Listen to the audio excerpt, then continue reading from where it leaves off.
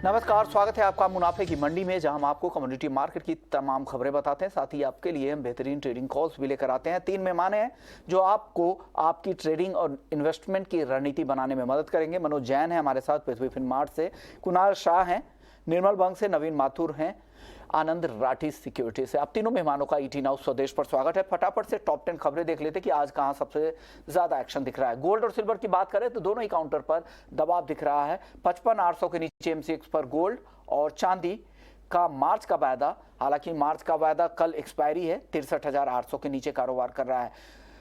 Crude की बात करें तो यहां पर मामूली दबाव है, $84.5 के आसपास ब्रेंट क्रूड का भाव है। नेचुरल गैस में मजबूती दिख रही है, 0.25% तक की तेजी, 230 रुपए के ऊपर एमसीएक्स पर कारोबार हो रहा है। कॉपर में आधे % तक की गिरावट है, 770 के आसपास फिसल कर आ चुका है भाव। कॉटन केक की बात करें तो यहां पर तेजी दिख रही है, 2600 रुपए के ऊपर एनसीडीएक्स पर कारोबार हो रहा है। आधे % तक की तेजी कॉटन केक में है। कैस्टर यहां पर भी हल्की तेजी, आधे % के आसपास की ही, 6,300 रुपए के ऊपर कैस्टर का वायदा ट्रेड कर रहा है। लेकिन जीरे पर दबाव है, करीब 2% नीचे यहां पर कारोबार हो रहा है। 30,800 रुपए तक अब जीरा का वायदा फिसल कर आ चुका है। धनिया में भी कमजोरी, 7,100 रुपए के नीचे। हल्दी पर भी दबाव ही है, 7,100 के पास हल्दी और धनिया दोनों का वायदा ट्रेड कर रहा है। तो ये कुछ बड़ी खबरें जिन पर आपको नजर रखनी चाहिए, कहां पे एक्शन दिख रहा है। लेकिन आगे आपको ट्रेडिंग के लिहाज से क्या करना चाहिए, सबसे पहले हम बात करेंगे आज क्रूड की। क्रूड को लेकर एक खबर यह आ रही है कि लगातार 10वें हफ्ते यूएस में क्रूड का स्टॉक बढ़ा है और वहां से एक्सपोर्ट भी, क्योंकि डब्ल्यूटीआई और ब्रेंट के बीच में जो डिस्काउंट ज़्यादा होने से वहाँ एक्सपोर्ट डिमांड भी वहाँ की बढ़ी है और यूएस से रिकॉर्ड क्रूड का एक्सपोर्ट हो रहा है। रोजाना 56 लाख बैरल क्रूड का एक्सपोर्ट हो रहा है हाल। और दूसरी तरफ खबर ये भी है कि चीन में भी डिमांड में ज़बरदस्त रिकवरी की उम्मीद है और कई एक्सपर्ट्स को रखता है कि 2023 में रिकॉर्ड क्रूड इम्पोर्ट चीन से हो सकता है। तो इन दोनों खबरों के बीच में किस तरह से क्रूड का मार्केट होगा, कुणाल जी क्या लग रहा है कच्चे तेल को लेकर, क्या रुख कच्चे तेल का रहने वाला है, ट्रेडर्स के लिए क्या सलाह है? जी हाँ, मेरी राय में क्रूड ऑयल में रेंज बाउंड मार्केट है अभी फिलहाल, कोई बड़ी ट्रिगर नहीं है मार्केट में। बट एक चीज़ बहुत श्योर है, अपसाइड लिमिटेड है। सो मेरी राय में 6450 6440 के बीच में सेलिंग करनी चाहिए। डाउनसाइड टारगेट आपको रखने चाहिए अराउंड 6300 के, और 6520 के ऊपर नहीं जाना चाहिए। सो सेल एंड राइज की रणनीति एक अच्छी स्ट्रैटेजी रहेगी कच्चे तेल के लिए। बाजार है, सेल और राइज की स्ट्रेटजी, उस रेंज का फायदा उठाए, ऊपर में आप बेच सकते हैं। मनोज जी आपका भी कच्चे तेल पर आज? नमस्कार विश्वनाथ जी, बिल्कुल यहाँ पे एक दायरे का ही कारोबार है और हम देख रहे हैं कि 6,350 से 6,500 की जो रेंज है वो देखने को मिल रही है। और जिस तरह से कल जो चाइना के जो आंकड़े आए थे और यूएस की जो इन्वेंट्री रिपोर्ट्स आई थी, उसके बाद कीमतों में थोड़ा सपोर्ट देखने को मिला था। हालांकि हमारा मानना है कि ऊपरी लेवल्स पर अभी भी यहाँ कीमतों में रेजिस्टेंस ही देखने को मिलेंगे 6,500 के आसपास। तो अगर किसी को रणनीति बनानी है तो ऊपरी स्तरों का वेट करना चाहिए। 6,500 के आसपास के स्तर मिले तो वहां बिकवाली कर सकते हैं। 6,620 का स्टॉप लॉस लगाए, नीचे में 6,350 तक का लक्ष्य जो है वो लेकर के चल सकते हैं। यह रणनीति 1 से 2 दिन के लिए रहेगी। आप क्या देख रहे हैं, क्रूड का आउटलुक आपकी नजर में क्या है, क्या लग रहा है, क्रूड किस रेंज में रहने वाला है और फंडामेंटली कैसा दिख रहा है कच्चा तेल यहाँ पर? नमस्कार विश्वमोहन जी, मुझे भी रेंज बाउंड ट्रेडिंग दिख रही है क्रूड में। सपोर्टिव एंड नेगेटिव दोनों कारण हैं। सपोर्टिव जैसा आपने कहा कि चाइना जो है वो दोबारा से ओपन अप हो रहा है, तो एक डिमांड चाइना से आ सकती है। इकोनॉमी कुछ हद तक जो पहले अंदाजा था कि खराब होगी, रिसेशन काफी हार्ड होगा, जो अब नहीं लग रहा। जी, शायद आपके ऑडियो में कुछ दिक्कत आ रही है नवीन जी, वापस से हम आपके पास आएंगे और समझेंगे क्रूड को लेकर। लेकिन तीनों ही एक्सपर्ट्स को यही लग रहा है कि कच्चा तेल दायरे में फिलहाल रहने वाला है। आपको रेंज में का फायदा उठाना, जैसा कुणाल जी कह रहे थे कि ऊपर में सेल और राइज की स्ट्रेटजी के साथ आप यहाँ पर काम कर सकते हैं। लेकिन फिलहाल एक रेंज में दिख रहा है, बाकी आगे किस तरह का डिसाइसिव मूव आता है वो देखेंगे। गोल्ड और सिल्वर की बात कर लेते हैं। गोल्ड में भी आज हल्की कमजोरी दिख रही है, हालांकि कल इंटरनेशनल मार्केट में अच्छी तेजी दिखी थी, लेकिन वो तेजी आज उस तरह की टिक नहीं पा रही है। कुणाल जी क्या लग रहा है, क्या हो रहा है गोल्ड में? काफी समय से एक दायरे में ही दिख रहा है। इसमें एक आध दो डेटा खराब आते हैं तो गोल्ड थोड़ा बढ़ जाता है, बट अभी फिलहाल कोई तेजी का रुझान नहीं है। गोल्ड सेल ऑन राइज है और मेरी राय में गोल्ड धीरे धीरे फिर से 55,300 400 के लेवल्स आपको दिखा सकता है। सो उछाले पे बेच के काम कीजिए। ये जो तेजी है वो सस्टेन होनी बहुत डिफिकल्ट लग रही है। सो 55,800 सेल, 55,500 टू 450 टारगेट और 56,000 का स्टॉप लॉस। 6,000 के स्टॉप लॉस के साथ आप यहां पर काम कर सकते हैं। सेल ऑन राइज के स्ट्रेटजी के साथ यहां पर भी गोल्ड में बिगवाली की सलाह है। मनोज जी, आपकी कॉल क्या है गोल्ड में? दायरे का ट्रेड है। अगर इंटरनेशनल मार्केट की बात करें तो 1800 से $1850 का एक दायरा यहाँ बना हुआ है। कल हमने जो यूएस के मैन्युफैक्चरिंग पीएमआई के नंबर्स आए थे वो उम्मीद से कमजोर थे और जिसके चलते डॉलर इंडेक्स में गिरावट देखने को मिली थी और कीमतों में थोड़े सपोर्ट थे। वहीं चाइनीज युआन में भी कल स्ट्रेंथ आते हुए नजर आई थी, तो जिसके चलते डॉलर इंडेक्स में थोड़ी कमजोरी देखने को मिल रही है। हमारा मानना है कि यहाँ पे एक दायरे का ट्रेड है, इसलिए अगर थोड़ी गिरावट आए 55,600 के आसपास तो वहां पे लोअर लेवल्स पर बाइंग कर सकते हैं 55,380 के स्टॉप लॉस से। लक्ष्य जो है ऊपर में 56,000 का रख सकते हैं। 55,350 के नीचे अगर ये सस्टेन होगा तो फिर यहाँ कमजोरी देखने को मिलेगी, नहीं तो एक दायरे में बना रह सकता है। यानी दोनों यहाँ पर भी गोल्ड में ही दायरे का ही ट्रेड लग रहा है। मनोज जी, चांदी को लेकर क्या व्यू बन रहा है? चांदी में भी ट्रेंड क्लियर नहीं है, लेकिन थोड़ा सा यहाँ पे वीकनेस देखने को मिल रही है। हमने पिछले 2 सेशन में निचले स्तरों से शॉर्ट कवरिंग आते हुए देखी थी, लेकिन ऊपरी स्तर यहाँ पे सस्टेन नहीं हो पाए। जब तक 65,200 के ऊपर चांदी सस्टेन नहीं होती है, यहाँ पे बढ़त की गुंजाइश जो है वो कम लगती है। हालांकि 63,000 अभी भी यहाँ सपोर्ट बने हुए हैं। कुणाल जी, चांदी पर क्या कैसे ट्रेड करना चाहिए चांदी को यहाँ पर? 64,500 के आसपास सेलिंग पोजीशन इनिशिएट करनी चाहिए। 63,900 का टारगेट्स रखना चाहिए और 64,750 790 का स्टॉप लॉस आप रख सकते हैं। सो ओवरऑल नीचे सेलिंग लग रहा है। यूएस में बॉन्ड यील्ड लगातार बढ़ रही है, सो गोल्ड और सिल्वर में इसका इम्पैक्ट नेगेटिव आएगा। दोनों में सिमिलर रहा है। यहाँ पर सेल की सलाह दी जा रही है कुणाल जी की तरफ से। नवीन जी, गोल्ड और सिल्वर का आपका आउटलुक क्या है? सेल ऑन राइज है विश्वमोहन जी। जो अप्रैल वायदा है गोल्ड का वो तकरीबन सेल ऑन राइज पे स्ट्रैटेजी रखनी चाहिए। 55,900 के आसपास सेल करना चाहिए। तकरीबन 55,800 का भाव एमसीएक्स में चल रहा है अभी। 56,100 का स्टॉप लॉस लगाइए और नीचे की तरफ 55,400 के आसपास के लेवल्स जो हैं वो देखे जा सकते हैं। जहां तक चांदी की बात है, तकरीबन $21 के आसपास इंटरनेशनल मार्केट्स में ट्रेड कर रहा है और हमारे मार्केट्स में भी तकरीबन 63,600 और 64,000 के आसपास है। तो 64 के आसपास सेल करना चाहिए। स्टॉप लॉस लगाइए 65,000 का और जो नीचे की तरफ टारगेट है वो 63,000 तक के देखे जा सकते हैं। Higher bond yields, hawkish Fed stance और जो मीटिंग है मॉनेटरी पॉलिसी की 21 मार्च को, वो काफी क्रूशियल होगी। अंदाजा ये है कि तकरीबन जो 25 बेसिस पॉइंट से रेट की दरें और बढ़ाई जा सकती हैं टुवर्ड्स द टर्मिनल रेट। जो पहले था 5.1 का इन्वेस्टर एक्सपेक्ट कर रहे थे फेडरल फंड रेट, वो मेरे ख्याल से 25 बेसिस पॉइंट से और बढ़ सकता है। तो टर्मिनल रेट इन्फ्लेशन को देख के, इकोनॉमिक डेटा को देख के हो सकता है कि 5.1 से 5.4 टू 5.5 भी चला जाए। तो उस वजह से एक हॉचकिस स्टांस है जो डॉलर को स्ट्रेंथ भी थोड़ी बहुत दे रहा है, पर negative on the fundamentals and therefore both sell on rise for gold and silver. Okay.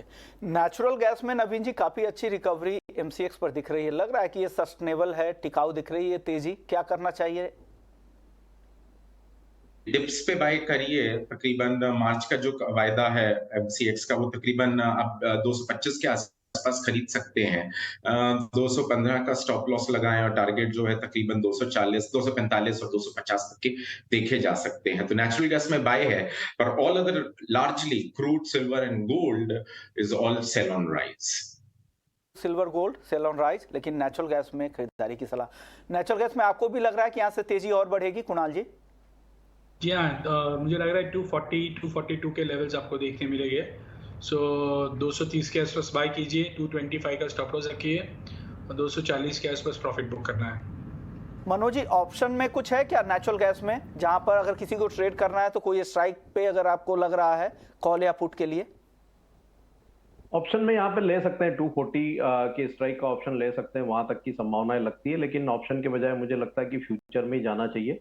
226 के स्तर पर बाय कर सकते हैं। यहाँ पे जो लक्ष्य रखना है वो 238 का रखना है और एक स्टॉप लॉस लगाएं 218 का। ओके, या आइदर आप 240 के स्ट्राइक की कॉल ऑप्शन, लेकिन ज़्यादा बेहतर इनको प्रॉफिटेबिलिटी के हिसाब से फ्यूचर्स में ही बाई करना। तीनों एक्सपर्ट्स को लगता है कि 240 के आसपास उसके ऊपर क्रूड जा सकता है, सॉरी नेचुरल गैस जा सकता है, तो 218 का स्टॉप लॉस के साथ यहाँ पर आप खरीदारी कर सकते हैं। मनोज जी को ऐसा लगता है। चलिए बेस मेटल्स की चाल देख लेते हैं। हालांकि बेस मेटल्स में भी आज सभी काउंटर पर दबाव भी दिख रहा है।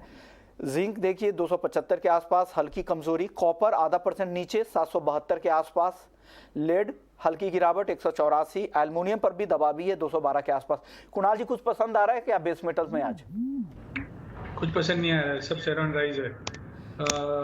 कॉपर में 775 के आसपास सेलिंग कीजिए, 782 का स्टॉप लॉस रखिए और 765 का टारगेट आएगा। सो सेल एंड राइज की रणनीति अपनाइए। जिंक अराउंड 277 के आसपास सेल कीजिए, टारगेट 272 271 और स्टॉप लॉस रखिए अराउंड 281 का। सो सब चीज़ उछाले पे बेच के काम करना है कमोडिटी। 281 के स्टॉप लॉस के साथ जिंक और 782 के स्टॉप लॉस के साथ कॉपर, ये दोनों ही काउंटर को बेचने की सलाह कुणाल जी दे रहे हैं। मनोज जी आपकी टॉपिक क्या है बेस मेटल्स में? यहाँ पे कॉपर और जिंक में मुनाफा वसूली देखने को मिल सकती है, लेकिन हमने देखा है कि जो बेस मेटल्स में तेजी आई थी वहां पे हमने लेड में उतनी मजबूती आते हुए नहीं देखी थी, तो ये काउंटर में एक थोड़ी बढ़त देखने को मिल सकती है। अगर बाइंग का रणनीति बनाना है तो लेड यहाँ पे फेवरेबल रहेगा 184 के स्तर पर। 182.50 का एक स्टॉप लॉस रखें, ऊपर में 187 तक के लक्ष्य रख सकते हैं। यानी खरीदारी अगर करना है बेस मेटल्स में तो मनोज जी को लगता है कि लेड को खरीदना चाहिए 184 के लेवल पे 187 के टारगेट के लिए। नवीन जी आपका आउटलुक क्या है बेस मेटल्स को लेकर? बाय ऑन डिप्स है विश्व मोहन जी। तकरीबन कॉपर पे तेजी लग रही है। एक चाइना का पीक कंजम्पशन जो इंडिकेटर होता है सीजन, वो मेरे ख्याल से शुरुआत होगा और इकोनॉमी अगर खुली है तो ये कंजम्पशन सीजन जो है वो काफी हद तक बेस मेटल और इंडस्ट्रियल मेटल्स को एक तेजी का रुख दे सकता है। ज्यादा तेजी नहीं है but by on dips. Copper अगर मार्च वायदा देखें एमसीएक्स का तो 770 के आसपास बाय कर सकते हैं। 760 का स्टॉप लॉस लगाएं और जो टारगेट से ऊपर की तरफ तकरीबन 785 और 790 तक के देखे जा सकते हैं। At the same time aluminium also would be buy on dips at around 212 the March contract. 210 would be the stop loss and target on the upside can be 216। चलिए अब बात कर लेते हैं एग्री मार्केट की। सबसे पहले खाने के तेल की बात करेंगे। हमारे साथ वीवी मेहता साहब हैं, ईडी है सॉल्वेंट एक्सट्रैक्टर्स एसोसिएशन से। मेहता जी आप लोगों की डिमांड थी कि जो क्रूड सोया तेल के इंपोर्ट पर जो टैरिफ रेट कोटा जनवरी में ख़त्म की गई थी, उसी तर्ज पर इनलाइन सनफ्लावर पे भी ख़त्म किया जाए। जो टीआरक्यू 2023-24 के लिए मिलनी थी अब उसे भी ख़त्म कर दिया गया है। क्या लग रहा है इससे क्या दाम अब बढ़ेंगे या इससे कोई बहुत असर नहीं होगा, क्योंकि ऑलरेडी सप्लाई काफ़ी पर्याप्त है, ऑलरेडी भारी मात्रा में इंपोर्ट भी हो रहा है, सरसों की आवक भी तेज़ी से बढ़ रही है मार्केट में?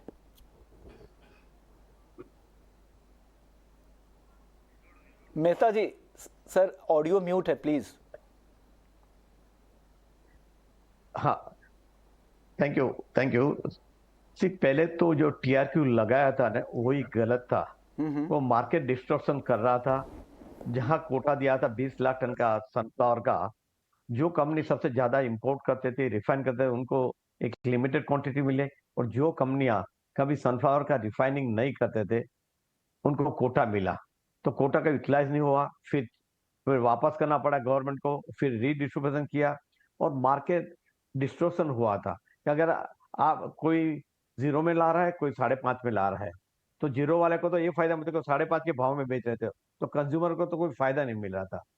हमने बार बार रिक्वेस्ट की थी गवर्नमेंट को कि टीआरक्यू आप हटा दीजिए। दूसरा एक था कि टीआरक्यू की वजह से गवर्नमेंट ने अपना हाथ खुद बांध लिया था कि भाई 0% में 20 लाख टन अलाउ कर दिया, मतलब आप ड्यूटी लगा नहीं सकते थे, तो वो भी एक हाथ बंधा होता। कभी जरूरत पड़ी, जैसे आज जरूरत है कि ड्यूटी आपको बढ़ानी है तो बढ़ा नहीं सकते थे। तो अच्छा हुआ ये गवर्नमेंट ने जो भी किया एटलीस्ट 2023-24 को हटा दिया, एक बड़ा अच्छा स्टेप से, और उसका थोड़ा मार्केट पे भी असर होगा, किसान को भी थोड़ा फायदा होगा कि मार्केट थोड़ा स्ट्रांग होगी सनफ्लावर। और दूसरा अगर आप देखें because of this zero duty, आप जनवरी में इतना इंपोर्ट हो गया सनफ्लावर का, फरवरी में इतना हो रहा है, सनफ्लावर का इंपोर्ट हो रहा है, और वहां क्या हो रहा है, यूक्रेन के पास इतना स्टॉक है, कैसा भी करके उसको स्टॉक खत्म करना है कि 31 मार्च तक जो कॉरिडोर है, फूड कॉरिडोर है, उसको वहां से ब्लैक सी से बाहर निकालना है। तो आज आप यू विल सरप्राइज या सोयाबीन से सनफ्लावर $50 सस्ता है। नॉर्मली सोयाबीन से $100 महंगा रहता है, आज सस्ता मिल रहा है। वो भी एक रीजन कि क्यों सनफ्लावर का इंपोर्ट ज्यादा हुआ है।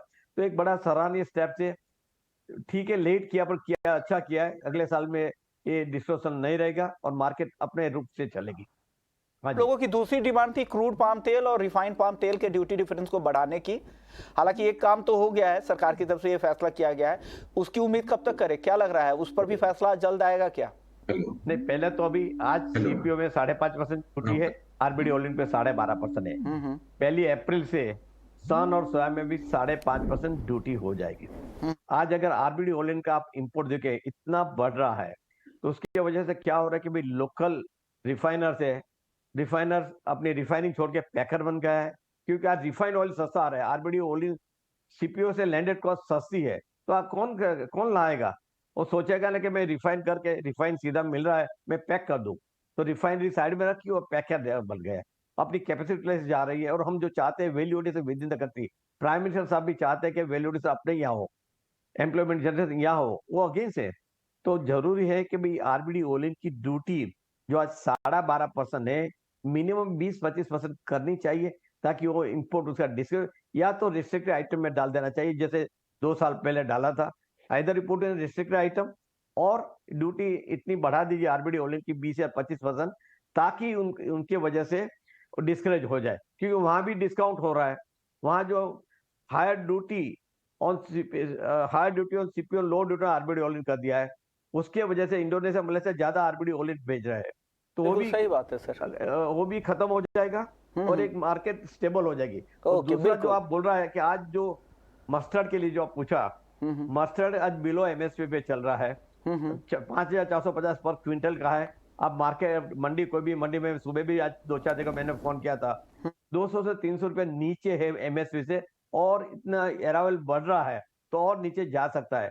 तो गवर्नमेंट को इमीडिएटली एक्शन लेना पड़ेगा ताकि वो प्राइस को सपोर्ट मिले। उसमें 2-4 चीजें, एक तो जैसे है कि MIO operation, NAFED must step up the MIO operation buying करने के लिए। एक दूसरा, आप इंपोर्ट ड्यूटी सारे तेलों में 20-25% कर दीजिए, ताकि ऑटोमेटिक मार्केट ऊपर जाए। एंड नाफेड को या तो गवर्नमेंट एजेंसी को लेने, मार्केट फोर्स ही ले लेंगे। और तीसरा, फ्यूचर ट्रेडिंग नहीं है। आज मैं लेना चाहता हूं तो फ्यूचर ट्रेडिंग नहीं है, तो मैं कितना लूंगा? तो फ्यूचर ट्रेडिंग फिर से जो बंद करके रखा है 1 साल से, वो फिर से आप खोल दीजिए। और चौथा सबसे बढ़िया मौका ये है कि गवर्नमेंट को खुद को स्टॉक कर लेना चाहिए। क्यों? अगर अलिनो का भी फियर दिखा रहा है, अगर भाव ऊपर चले जाए फ्यूचर में, तो जैसे आज चाइना भी स्टॉक करके रखता है, रेपसीड ऑयल का स्टॉक करते हैं, सारा करते हैं। आप इधर रेपसीड या तो रेपसीड ऑयल मार्केट प्राइस से लेके आप स्टॉक कर लीजिए।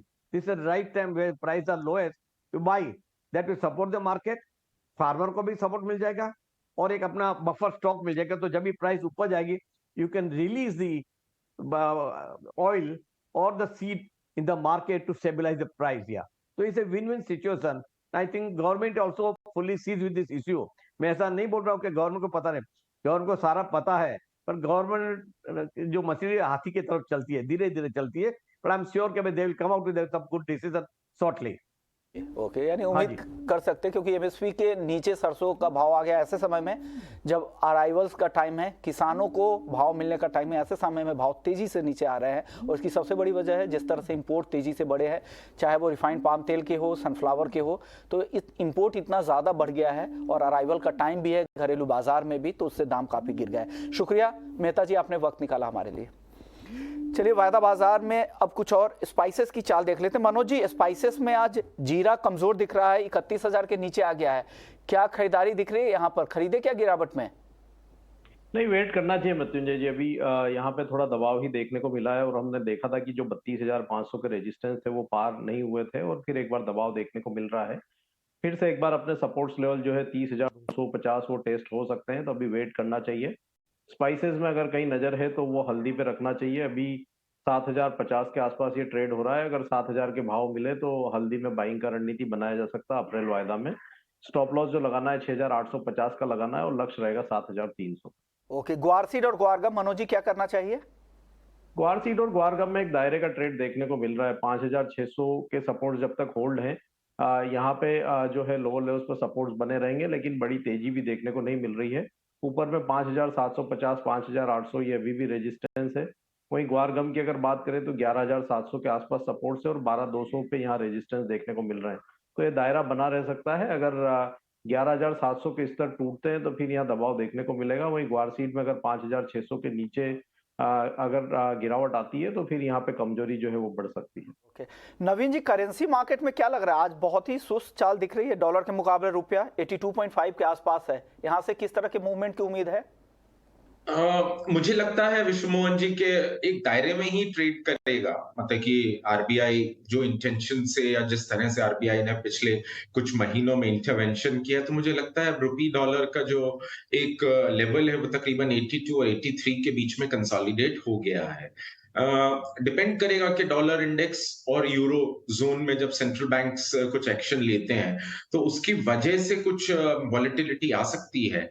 But I feel the markets have understood the neutral level for the rupee, which would be approximately say 82 to 83 levels, and we will see the trend-bound activities in this particular currency against the dollar. The rupee against the dollar would be very range-bound to 80 to 83 in days to come, and even in months to come. I think that would be the new level which we would see at consolidation. शुक्रिया नवीन जी आपका, मनोज जी आपका, कुणाल जी आपका, आप लोगों ने वक्त निकाला। मुनाफे की मंडी को यहीं समेटते हैं, लेकिन आप कई